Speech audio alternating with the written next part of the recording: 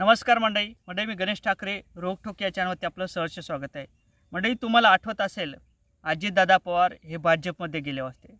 यामागे काही कारणं होते। सहजासहजी कोणी कारणं किंवा काही कारण नसताना आपला पक्ष सोडून आपल्या काकाला सोडून भाजपमध्ये जाणार नाही।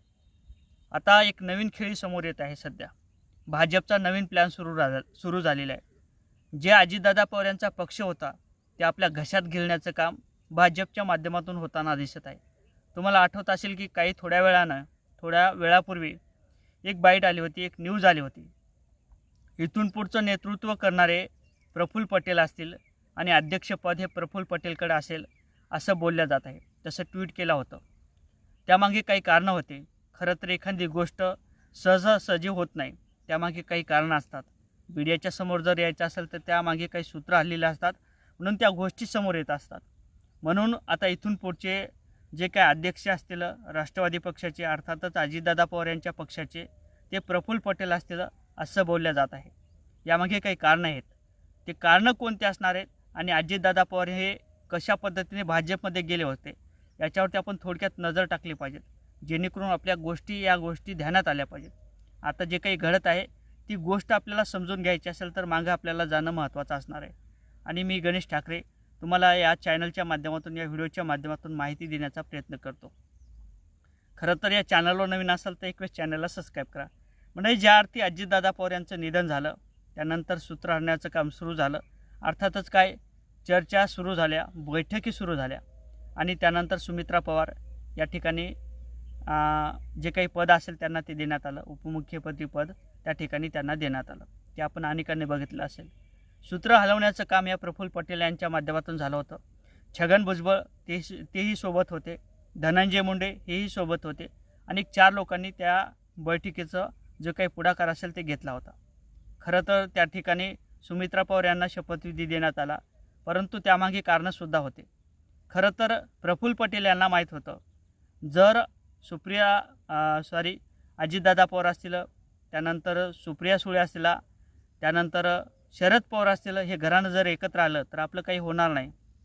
आपल्याला यांच्याच मनाप्रमाणे ऐकायला लागेल, कारण तर अजितदादा गेल्यानंतर जे काही सूत्र असतील ते आपल्या हातात आले पाहिजे अशी भावना कुठेतरी प्रफुल्ल पटेल यांचीसुद्धा होती, धनंजय मुंडे यांचीसुद्धा होती आणि छगन भुजबळ यांचीसुद्धा होती। ते कुठेतरी साकारताना दिसत आहे।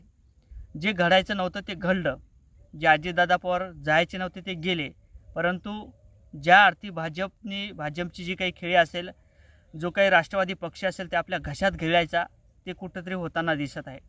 प्रफुल्ल पटेल ही काही सहजासहजी बोलणारी व्यक्ती नाही किंवा त्यांच्या माध्यमातून आतापर्यंत कुठेही मीडियाच्या माध्यमातून बोलल्या गेलं नव्हतं, परंतु आज ते बोलल्या गेलेले त्यांच्या सहकाऱ्यांच्या माध्यमातून।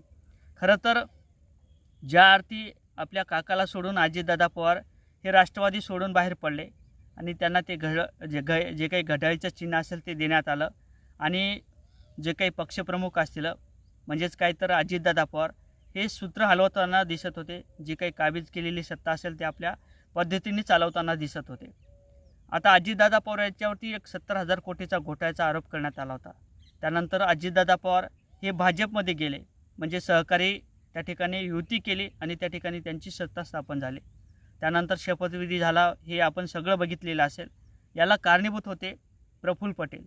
प्रफुल्ल पटेल यांनी सांगितल्यानंतर अजितदादा पवार हे त्या भाजपसोबत गेले आणि तेच सूत्र परत हलताना दिसत आहे। ज्या अर्थी सुमित्रा पवार यांना त्या ठिकाणी शपथविधी देण्यात आला आणि त्यानंतर हळूहळू सूत्र हे भाजपच्या घशात गिळताना दिसत आहेत। ज्या अर्थी प्रफुल्ल पटेल आता अध्यक्ष होणार आहेत अशा पद्धतीच्या चर्चा आहेत आणि ते नक्कीच होतील अशासुद्धा चर्चा आहेत। कारण तर सर्वसामान्याचं मत आहे, जर राष्ट्रवादी किंवा अजितदादा पवार जर नसतील तर आम्ही इथून पुढे राष्ट्रवादीला सुद्धा मतदान करणार नाही, अशासुद्धा भावना आहेत। कारण तर सहकारी असतील, कार्यकर्ते असतील, हे मोठ्या प्रमाणात नाराज आहेत। नेते काय करत आहेत हे अनेकाला पडलेला प्रश्न असेल। कारण तर अजितदादा पवार यांची चितासुद्धा शांत होत नाही आणि त्यानंतर शपथविधी घेतल्या जातात, त्यानंतर कार्यकर्त्यांना विचारात घेतले जात नाही, बैठकी घेतल्या जात नाहीत, असं सुद्धा बोललं जात आहे। आणि याला कारणीभूत आहेत प्रफुल्ल पटेल, छगन भुजबळ, धनंजय मुंडे आणि त्याचे सहकारी यांच्या माध्यमातून ही खेळी करण्याचं काम सुरू झालेलं आहे। आता राष्ट्रवादी ही कामापुरतीच राहिले असंही बोलावं लागणार आहे, कारण तर तसं दिसत आहे। आणि राष्ट्रवादीचं नेतृत्व हे भाजप करणार असेही बोलल्या जात आहे. कारण तर हे काही गोष्टी समोर आलेल्या आहेत. म्हणून निश्चितच अजितदादा पवार यांचं वर्चस्व संपवण्याचं काम हे याच नेत्याच्या माध्यमातून झालं असंही बोललं जात आहे. आता या संदर्भात तुम्हाला काय वाटते नक्कीच कमेंट करायला विसरू नका. व्हिडिओ आवडला तर लाईक आणि शेअर करायला सुद्धा विसरू नका. जय शिवराय.